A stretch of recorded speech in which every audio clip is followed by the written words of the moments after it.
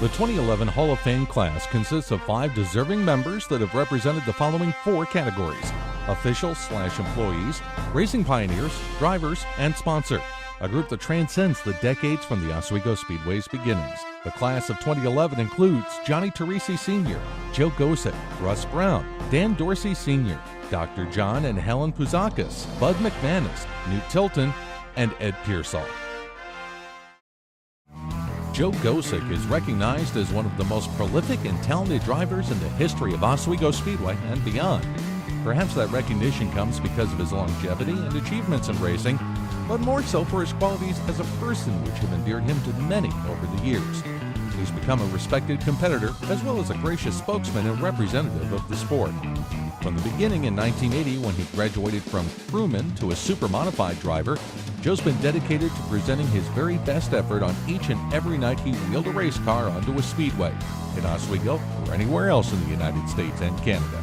He's never lost sight of who he is or where he came from, and this has brought him a strong fan base and even stronger support from his family, friends, and his loyal crew. To begin to list Joe Gosick's accomplishments over these 30-plus years of racing would take far longer than the time allotted.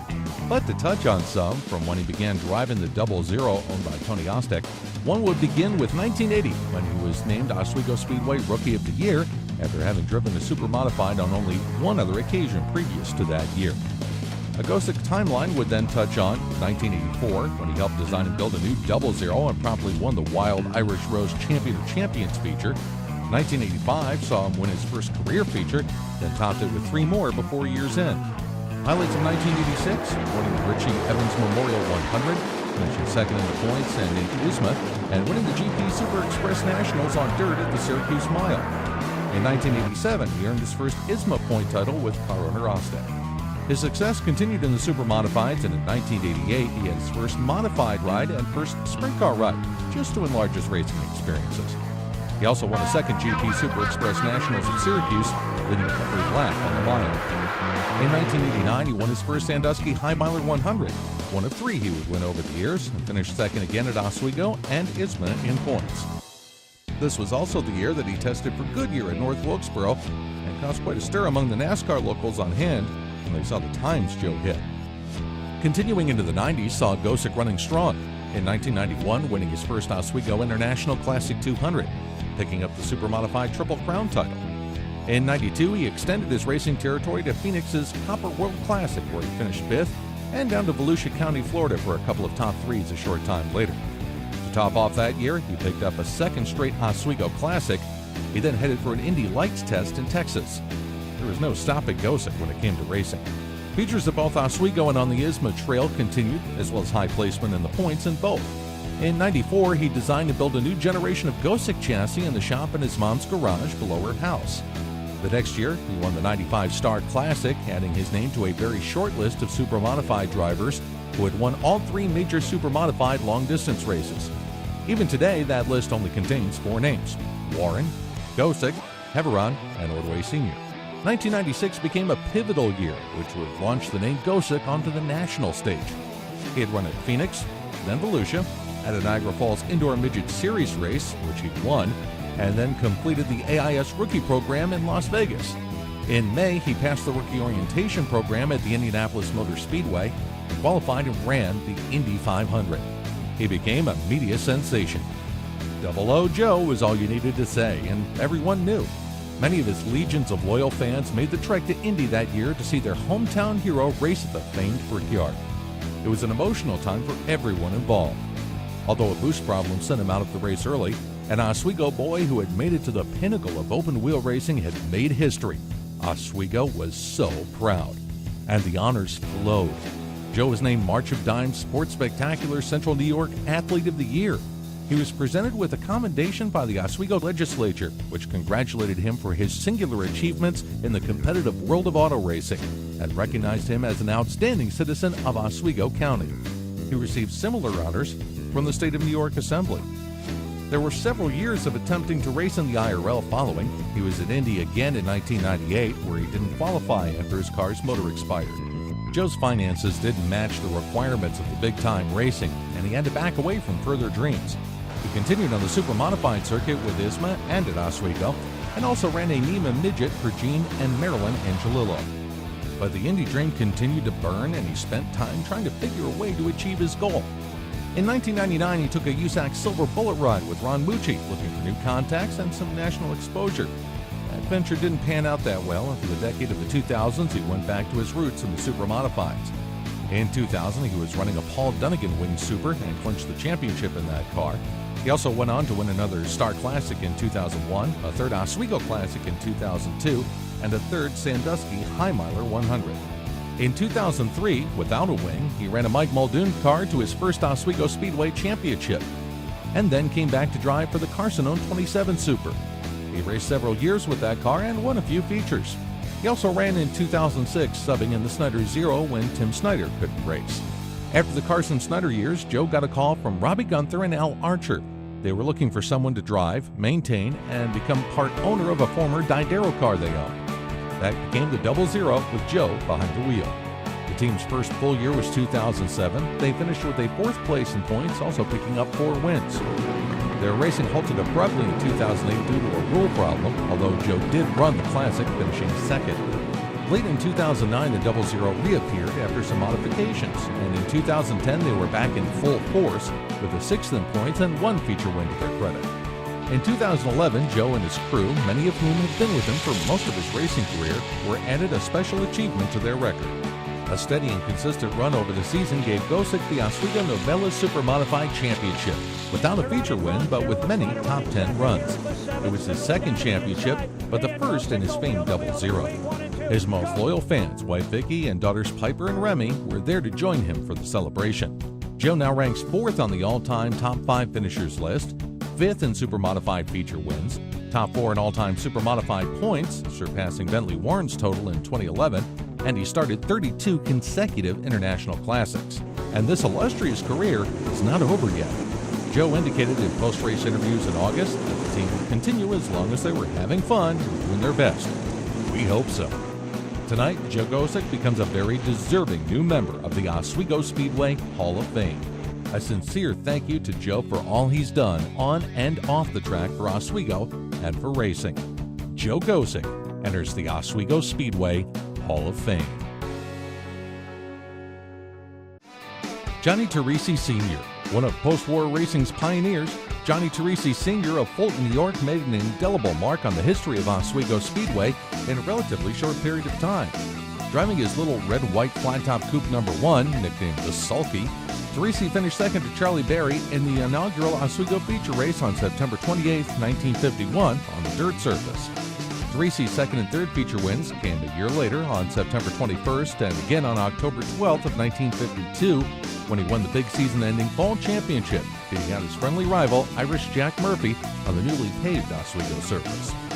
John Sr. is credited with being one of only 7 drivers to have feature wins on both the dirt and asphalt surfaces of Oswego Speedway. Johnny's 4th and final Oswego feature win came in June of 1953. Teresi Sr. competed at Oswego Speedway for 5 seasons, from 1951 through 1955, and in that short period of time amassed 4 feature wins, 18 top 5 finishes, and 3 top 5s in overall point standings. His driver stats earned him a spot in the top 50 all-time drivers of Oswego Speedway during the 50th anniversary celebration of Oswego Speedway back in 2000. But that's not quite all of the story. The young, personable, and handsome Teresi was easily the most popular driver of the early 50s era, especially among the young fans here at Oswego and at other tracks such as Brewerton, where he competed at. Teresi's racing career turned to midget competition in the late 50s, and that soon gave way to an increasing demand from his successful farming business, which expanded from Fulton, New York to Homestead, Florida. But Johnny never lost his love for racing at Oswego, and on many a Saturday night in the 60s and 70s, you would see him walking into the pits with his jacket tucked neatly on his arm, acknowledging the people who still remembered him as one of Oswego's past great drivers. He instilled that love of Oswego Speedway into his family, and when John Jr. decided to try his hand at super modified racing in 1980, John Sr. was right there to add his support and guidance. And that love of Oswego Speedway has brought us all full circle, with the Teresi family just recently purchasing the Oswego Speedway and beginning a restoration process that will undoubtedly return it to the glory days of old, when the red number 1 Sulky of Johnny Teresi Sr. thrilled thousands of race fans. Johnny Teresi Sr. enters the Oswego Speedway Hall of Fame. Dan Dorsey Sr. Quintessential is an adjective meaning the most perfect embodiment of something, and that adjective can certainly be applied to sponsors Dan Dorsey and Eagle Beverage. It's very fitting that after adding sponsor as a new Oswego Speedway Hall of Fame category this year, that Dorsey and Eagle Beverage be the first to be inducted under that listing. Eagle Beverage, distributor of Anheuser-Busch products, is a combination of Dorsey Distributing and Pontiac Beverage, which merged decades ago, bringing the Dorsey and Morgia families under the present name. And almost from the very beginning, the company recognized the value of involvement at the Oswego Speedway. And Dan recalled in a past interview that he thinks the first check he handed to Harry Caruso was for $500. That's where it all began. Classic Weekend was for many years the biggest single event in the Oswego area before the advent of Harborfest, and Dorsey, Morgia, and Eagle Beverage wanted to be a part of it. They wanted Budweiser to be synonymous with the race weekend. Then when Bud Light came out in 1983, they added that name as well. Over the 40-plus years, Budweiser has certainly become a huge part of Classic Weekend at the Oswego Speedway. And the memories that Dan has of the racing and the drivers are as important to him as the growth of the brand association. You see, Dan is a hands-on sponsor. Over the years, he could, and still can, be seen helping raise inflatables on the roof of the track, hanging banners, distributing jackets, t-shirts, and hats, not only to the drivers, but also to the personnel at the Speedway. On Classic Saturday and Sunday, everyone donned a new shirt or jacket and hat for the occasion. Each qualifying driver had a case of Budweiser in front of their car as they staged on the grid. And Dan was there to shake hands and wish each good luck as they crossed the podium. After the racing was done, a Dorsey or Morgia or both were holding up the Bud can in victory lane with the winner. This all continues today. But as Dan will be the first to tell you, it's the memories that he cherishes the most. Dan and company have been happy to be a part of the Speedway's family. They've made a lot of great friends. Some of their employees have raced here. Dan replayed some of them for a story several years ago. When asked about Oswego Speedway, the classic, and racing, the smile on Dan's face grows wide and the memories flow one after another. He remembers the days of the Clydesdales' visit to the Speedway, an impressive sight, and how they almost tipped the truck over getting into the track. Or about the time the Bud car sat up on a platform on the bar at the first turn in and how, after a few buds, the driver jumped in and fired it up. Dan loves to speak about the inflatable Bud guy, which was always one of the major challenges, getting him up there on the roof and making sure he stayed there and not ended up in the PNC parking lot or on the track during the race. And there was always the question as to where to place the banners at strategic places where they didn't block anyone's view. Then, as Dan says, they'd be in someone's tent minutes after the race. Another of Dorsey's memories includes the party in the pits. We have the cars all around the track and a lot of fun, Dan says. Local racing is a sport unlike NASCAR or Indy racing because you can get close to the drivers, you can get close to the stars, you can go talk to the crews. The big sports, you can't get near the stars anymore. That's another great thing about short track racing. The main thing to remember about Dan Dorsey is that he's not just there for the sponsorship part of it, he's also a huge race fan. He started going to the Saturday night races when Dan Denny's father, who built their gig racers, started taking he and his brother when they were very young. As a race fan and sponsor, Dan has gotten to know and meet a lot of drivers and see a lot of great racing. One of his favorite moments of all time? Dan says the year quickly, 1983. I remember standing there with George Caruso Sr. peeking through the fence on the inside by the small pit gate. I remember him and I jumping up and down when Eddie Bellinger made that pass going into one. That's got to be one of the fondest memories ever. And the party later, filling up the 55-gallon drums with Bud and ice with the party lasting until dawn. You couldn't do that today. Bentley Warren is another favorite, although Dan claims he likes them all. Obviously, when I was a kid, it was Swifty and Irish Jack Murphy, Jimmy Champagne leading all the laps, Nolan Swift winning from 2 laps down. There have been some great shows. One thing there's never been, a boring classic. They've always been surprising or exciting, Dan says. I've never seen a driver happier than when he's won the classic. I can remember Joey Kosick winning, jumping up and down in his car. Same thing with Stevie. There have been a lot of great competitors and a lot of fun guys. They love to race, and winning the Classic is the biggest thing on their resume. To say, I won the Budweiser Classic at Oswego Speedway, the home of the super modifieds, the fastest 5/8 mile in the country, that says it all. While Dan and his brother Dennis and Larry Morgia are still with Eagle Beverage, a new generation, Dan Jr., Kevin, Larry's son Christian Jr., are now part of the company that has supported Oswego Speedway for so many years. They're the new generation, so they can continue on at the Speedway for the next 40 years. Of the 55 classics that have run to date, Dan, the Dorsey family, the Morgia family, and Eagle Beverage have played a role in a majority of them. It's been a great relationship. In Dan's words, it's been 40 years of great fun, great times, good beer, and a great partnership. Thank you, Dan and company, for being there and helping make the Classic still the most coveted super modified victory anywhere. Dan Dorsey Sr. enters the Oswego Speedway Hall of Fame. When Mansville, New York's Russ Brown pulled into Oswego in 1992 to try his hand at racing in the new limited super modified division in its inaugural year, he was no stranger to racing. At the ripe old age of 12, Brown had started go-kart racing on dirt, and in 1989 he was ranked third nation. He easily translated his experience into becoming one of the most accomplished small block drivers at Oswego during his career. While he only participated full-time in the fledgling class for those first 2 years of the 90s, he certainly came to make a mark and would later return to earn more accolades in the 2000s. In that first year of the new class competition, Brown would establish himself as a winner, battling Darrell Nichols down to season's end to claim the first ever limited super modified, now the small block supers, championship title. On his way to that first championship, Brown won 4 features, his first coming just 4 weeks into the new season. In 1993, driving his famed white number 18, he was again in the hunt for the track title, and this time it was Bob Gutermount who was his main adversary. After winning only 1 feature, but being consistent, Brown came in a close second in points to Bob at season's end. Brown then moved on to the super modified division in 1994 after purchasing a former Pat Abel-driven 05, which Brown numbered 24. It too carried a simple white paint scheme, but the 24 proved to have a remarkable record for the 25-year-old driver. He started the season with a 24th place finish, but climbed steadily up the position ladder. In his 6th race, July 16, 1994, he led one of the twin feature events, finally giving way to eventual winner Eddie Bellinger Jr. Brown then stayed near the top 10 with finishes of 14th, 6th, 3rd, 8th, and 9th in regular season competition. He would qualify for his first ever Classic and finished 26th. His season's achievements earned him the 1994 Super Modified Rookie of the Year title. However, super modified racing was just not what he had in mind for his future racing career.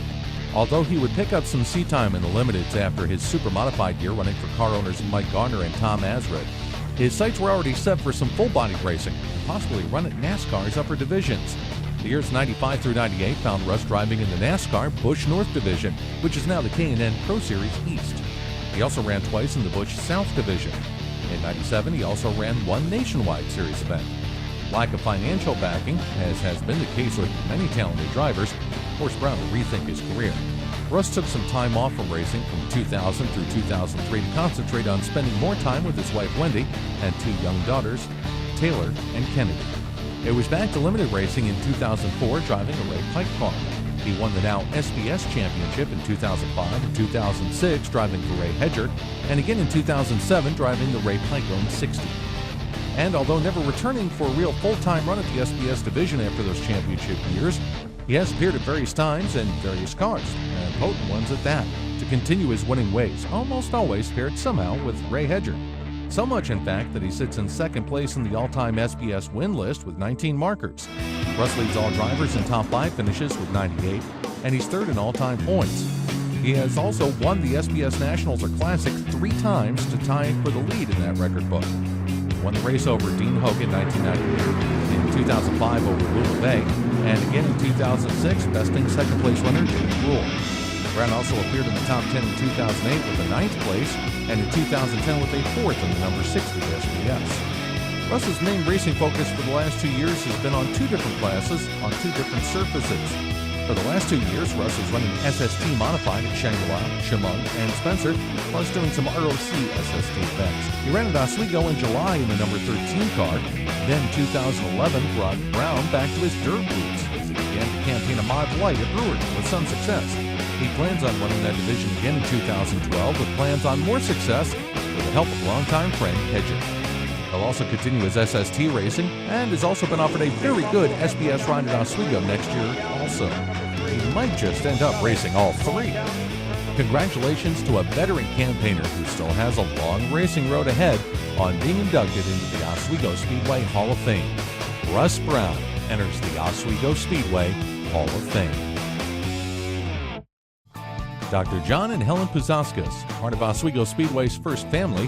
The Carusos, Helen, sister of founders Harry, George, and Bill Caruso, was a registered nurse and served on the track's medical staff from the inception of the Speedway in 1951 until the mid-'80s.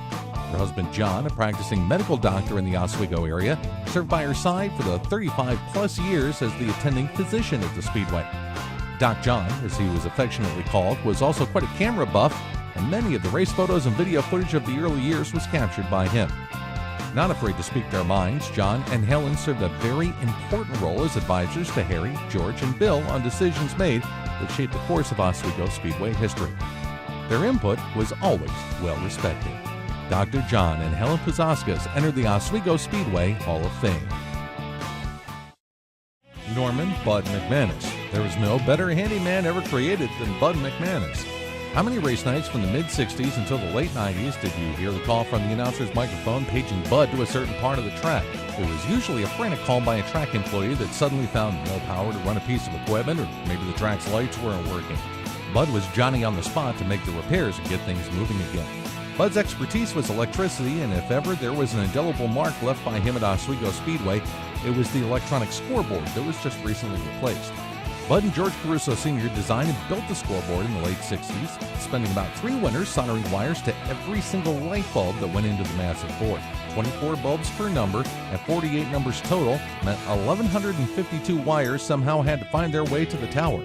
When completed and operational in 1968, the scoreboard put Oswego Speedway in a class by itself. It served the Speedway well for over 40 years and was just recently replaced by a new electronic scoreboard that once again has put Oswego Speedway in a class by itself. Bud McManus enters the Oswego Speedway Hall of Fame. Newt Tilton. For over 30 years, from the mid-'70s until the Caruso sold the Speedway in 2003, Newt Tilton served as the main groundskeeper, as well as George Caruso Sr.'s right-hand man in the concession stands. A typical race day Saturday for Newt would be to unlock the doors at 7:30 in the morning, get the hot dogs and french fries out of the freezer, take delivery of the hot dog rolls and chocolate milk, make sure all the coolers were stocked with soda and beer, get all the condiments in containers and on the counters.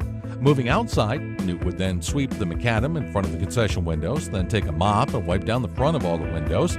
Next, he'd go up into the grandstands and mop any sticky seats from the week before and check for unsafe boards, making a quick repair if he found any.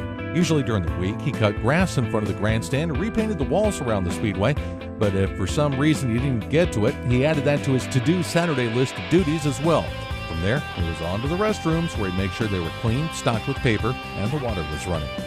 By then, it was time for round 2 of his day. After a quick cleanup, he helped open up the concession stands and filled in at any position needed that night, whether it be cooking hot dogs, pizza, fried dough, or popcorn.